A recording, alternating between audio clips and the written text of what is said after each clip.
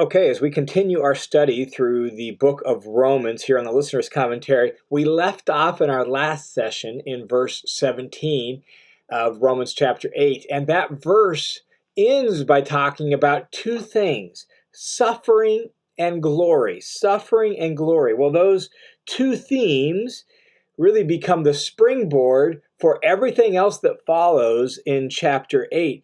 And so Paul now moves to elaborating this theme of suffering and glory. And in doing so, what he does is he locates us on the map of salvation. Yes, we've been saved, but no, we haven't received all that God has promised yet.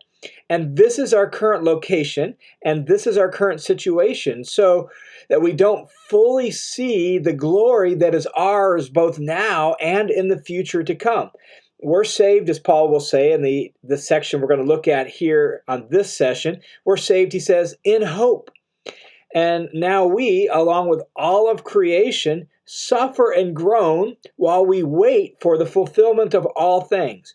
We suffer and groan as we wait with anticipation for our inheritance as God's children. And so this section that begins here in Romans chapter 8, verse 18 and following, really continues exploring this idea of this tension we experience between being God's children, having the Spirit, looking forward to life, and the Spirit's going to give us life, and we're God's children, and we're heirs. We have all of the stuff. We just don't have it fully yet. There's still more to come, and so we live in the in-between time. We live in between the already of what God has accomplished in Christ and the not yet of what is still to come. That's where we live on the map of salvation, in the tension between the already and the not yet.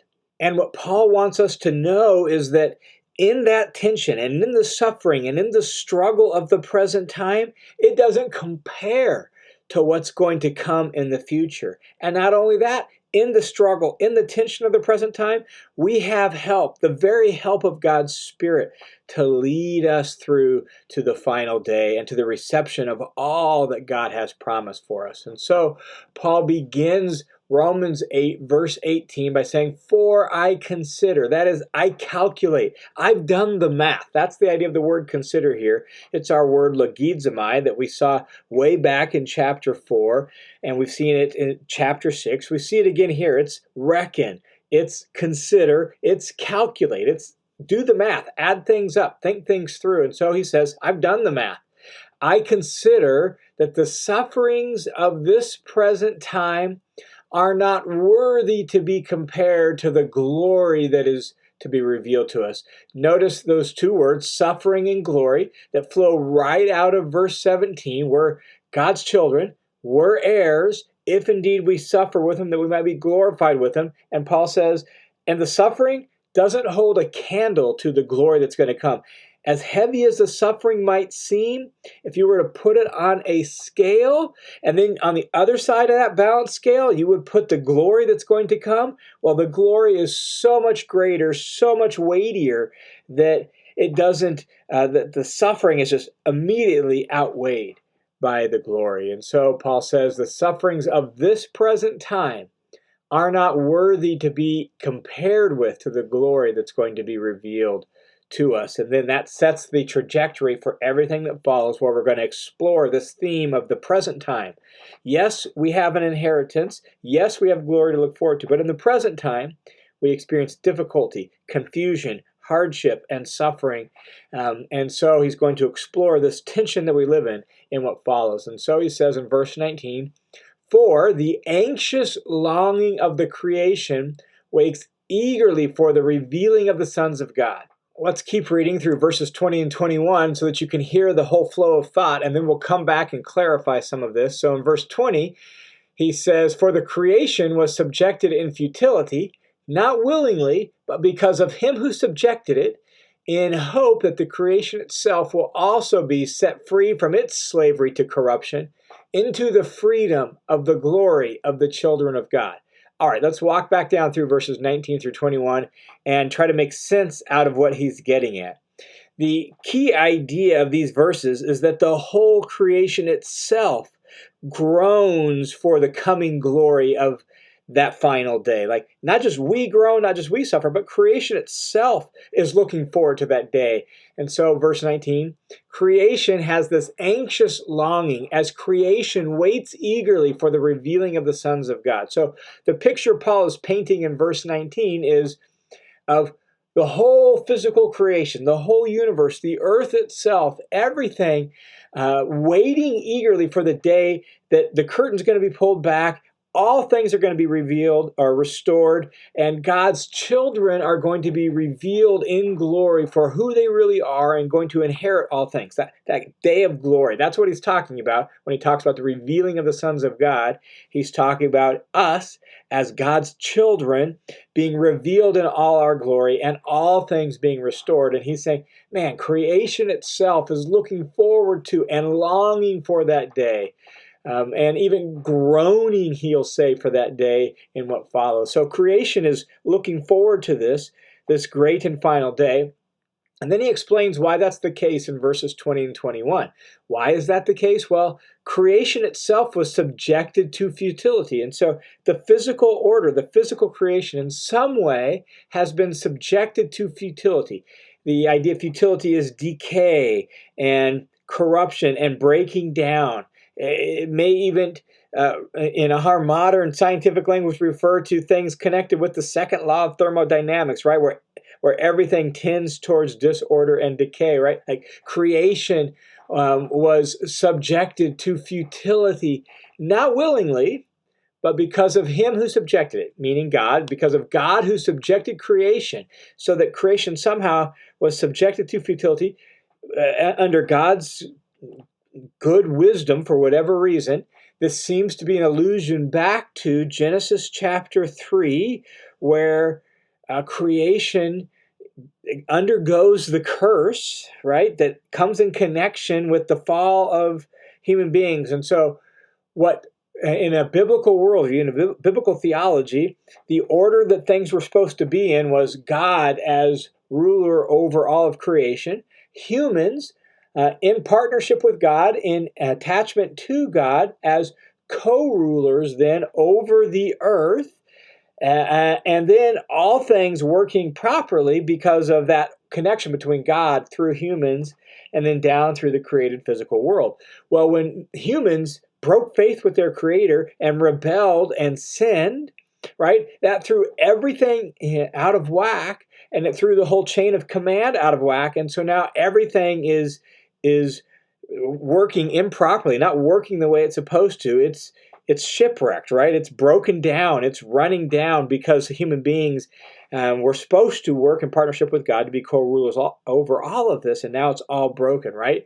And so, in that understanding of biblical view of creation, what Paul is getting at is someday the children of God are going to be restored to their proper order. It's going to put everything back to proper working order again. But in the meantime, creation is subjected to futility. And it's subjected, he says, in hope that the creation itself will be set free from its slavery to corruption into the freedom of the glory of the children of God. And so on that day, when we humans are restored to our full proper working position as co-rulers with God over this world, as kings and queens of the created world, on that day, then even creation itself is going to be set free from its slavery to corruption. It's going to be redeemed and liberated into the freedom of the glory of the children of God.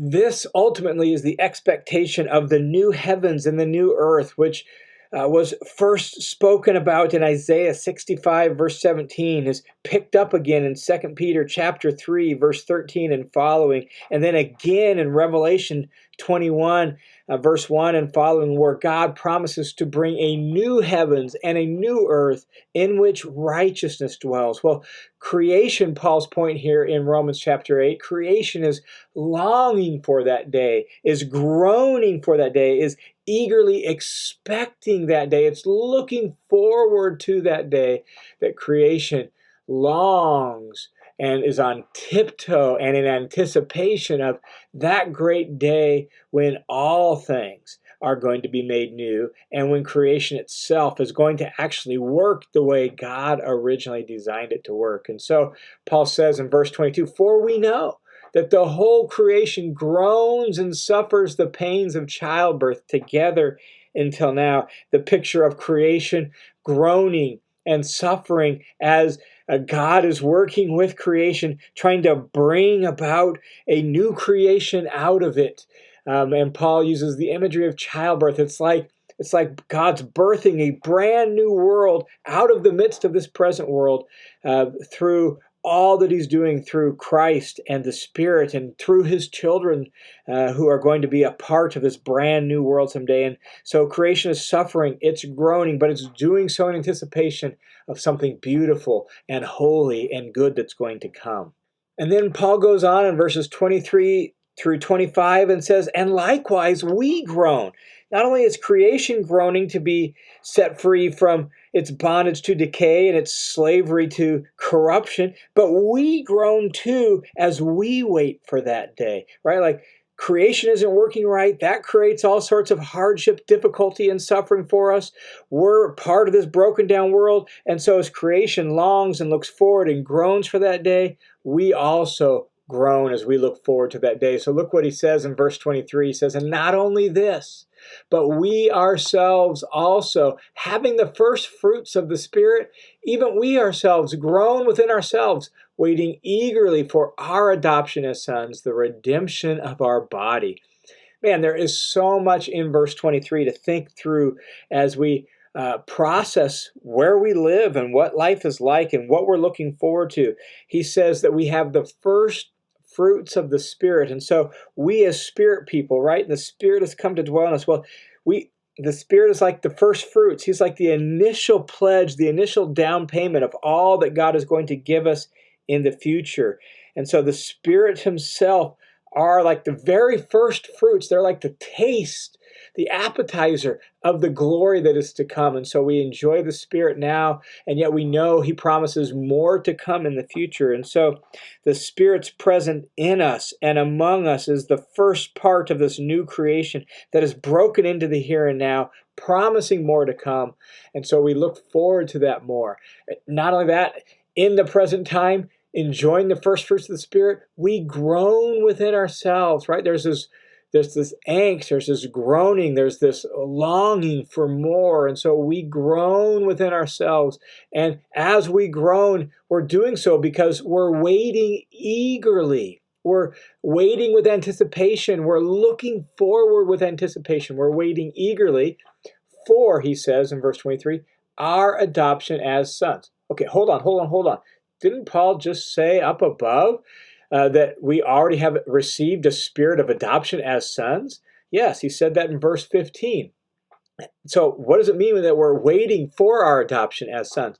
And this is a perfect example of the tension between the already and the not yet that fills the New Testament letters, fills New Testament theology, that we've experienced already in part, but not yet everything in full. We live in this tension. So we've already experienced part of our adoption. We've received the Holy Spirit who marks us out as God's children. And so we've experienced that part already of our adoption. But we haven't experienced everything that our adoption has to offer. And so we're waiting eagerly for our adoption as sons. And notice how he clarifies exactly what he means. The next phrase is specifically the redemption of our body. And so the part we're looking forward to is the redemption of our body, when we'll get a new body that won't be corrupted, dying, and broken down, right? Remember, the body is death because of sin, yet the Holy Spirit is life because of righteousness. And so we're waiting for the day promised by the pledge of the Spirit when we'll get a resurrected body, a new body that'll go along with that new earth, that new creation, and everything will be the way God intended it to be. And so we live in this tension between the already and the not yet, between what we've experienced already in part, but not yet what we look forward to in full. And so along with creation, we groan as we wait eagerly for our adoption as sons, the redemption of our body. He goes on in verse 24 and says, this is what it means to have hope. This is the place where we live. And so he says, for in hope we have been saved, right? Like we, notice, have been saved already. We have been saved. We've experienced salvation. It has been given to us, right? So we have been saved, accomplished fact, but we've been saved in hope, future orientation. And so our salvation doesn't intend to give us everything right now already. We're saved in hope. So we're looking forward to a new and glorious future for ourselves and for the present world when God makes all things new. So for in hope we have been saved. But hope that is seen is not hope. And so hope, by very definition, is an unseen thing. It's something we look forward to. It's something we anticipate. And it's really important to understand the biblical definition of hope. Oftentimes in the English language, the word hope almost means a wish, right? Like, gee, I sure hope I get. Gee, I sure hope that. And we're wishing, kind of hoping and wishing that something turns out or we receive something, right? But the biblical word hope is much more certain than that. The word hope in the Bible is a reference to a future event that we do not yet have, but is certain to come. So it's a confident expectation of some future event. That's hope in the Bible, a confident expectation of some future event. And so we're saved in hope, so we confidently expect. We're not wishing, like, gee, I sure hope it turns out all right. We're looking forward to with anticipation because we know, we confidently expect it to happen because of what God has promised and what God has done for us already. So we've been saved in hope. We just don't see it yet because by very definition, hope is future. Hope is something that we don't see. So hope that is seen is not hope, for he who hopes for what he already sees. He who hopes for what he already has, right? Like, that's not the way hope works. So hope, by very definition, is an unseen reality in the future that we confidently wait for and expect to happen. And so he says in verse 25, but if we hope for what we do not see with perseverance, with endurance, we eagerly wait for it. And so that's the place we live. At the present time, we live in this tension between the already and the not yet. We live in a world that's subject to futility and corruption and breaking down and dying. We still have a body that's part of that fallen world that's subject to death and dying, right, because of the condemnation of sin. And so we just haven't received all that God is going to give us yet. And so we hope for what we do not see, and thus, in the present, we live with perseverance. We live with endurance as we eagerly look forward to all that God is going to give us in the future. Now, let's just wrap up these few verses with some concluding reflections out of this section.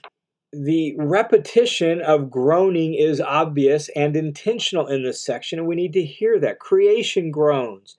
We groan. In fact, verse 26 that we'll pick up in our next session carries that theme forward, even by saying that the Spirit himself within us groans. God's Spirit groans.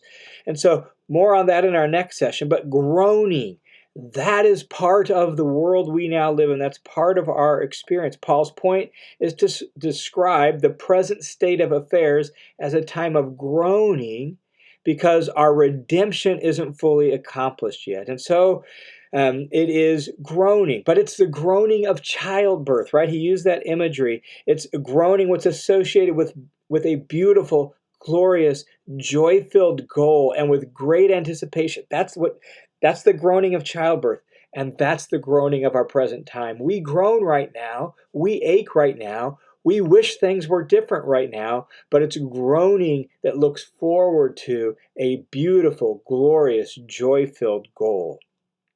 Also notice in these verses the repetition of wait eagerly. It shows up in verse 19, shows up in verse 23, it shows up in verse 25.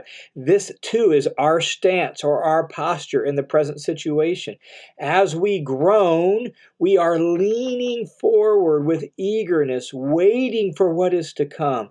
Our stance in the present time is one of eager anticipation and expectation. Now, this is no mere passive waiting, however. We're active in this, right? We carry out this stance as we walk by the Spirit.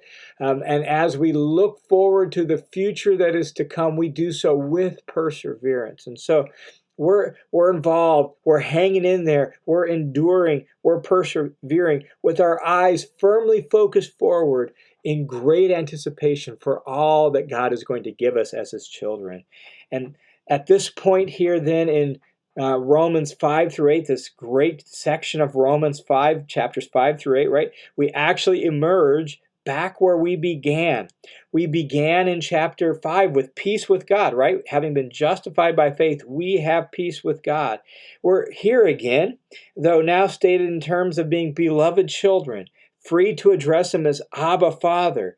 We began rejoicing in hope in chapter 5. Well, we're here again, waiting with eagerness for the hope that God has promised us. We began in chapter 5 with endurance as we wait for that hope. And we're here again in hope, enduring through the groanings and the difficulties of the present time. And so the themes that began in the beginning of chapter 5, at the beginning of the section, are beginning to come full circle now as Paul has worked out for us how God has given us this great assurance of a glorious future, how he set us free from sin, death, and condemnation, how he's freed even our broken bodies from sin and death through his Spirit, and how he's going to resurrect all that. We've come full circle to see this inheritance that we have now being promised to us and that we look forward to with great anticipation. And so we live in the present, marked by the future, and waiting for that future to come eagerly. We live in hope.